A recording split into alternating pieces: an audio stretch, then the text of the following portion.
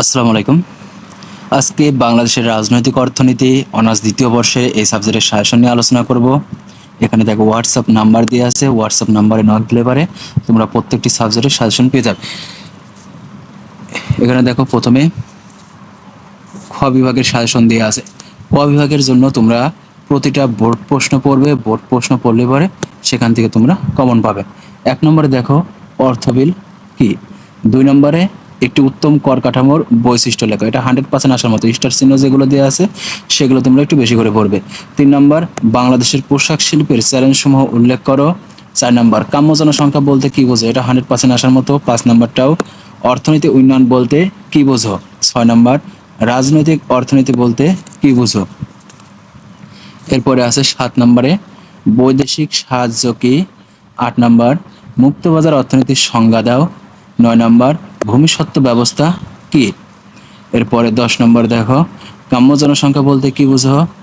সরকারি অর্থ ব্যবস্থা কি, এটা 100% আসার মতো। 12 নম্বর বিশ্বায়ন কি। 13 নম্বর শিল্পের জাতীয়করণের অসুবিধাসমূহ কি। 14 নম্বর বাংলাদেশের শিল্পায়নের সমস্যাসমূহ সংক্ষেপে লেখো। এরপরে গ বিভাগে দেখো, গ বিভাগের 1 নম্বরটা 100% আসার মতো। রাজনৈতিক অর্থনৈতিক পরিধি ও বিষয়বস্তু আলোচনা করো।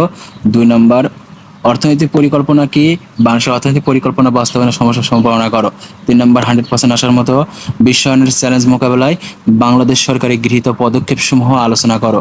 4 নম্বর মানব সম্পদ উন্নয়নে বাংলাদেশ সরকারের গৃহীত পদক্ষেপসমূহ মূল্যায়ন করো। এরপরে 5 নম্বর দেখো বাংলাদেশ কৃষি ঋণের উৎসসমূহ আলোচনা করো। 6 নম্বর রাজনীতি ও অর্থনীতির মধ্যে সম্পর্ক আলোচনা করো। 7 নম্বর 100% আসার মতো পুঁজিবাদ বলতে কি বুঝো, পুঁজিবাদী অর্থব্যবস্থার বৈশিষ্ট্যসমূহ বর্ণনা করো। 9 নম্বর সরকারি ব্যয় কি, বাংলাদেশ সরকারি ব্যয়ের খাতসমূহ আলোচনা করো। 9 নম্বর 100% আসার মতো বাংলাদেশের অর্থনৈতিক উন্নয়নে তৈরি পোশাক শিল্পের ভূমিকা আলোচনা করো।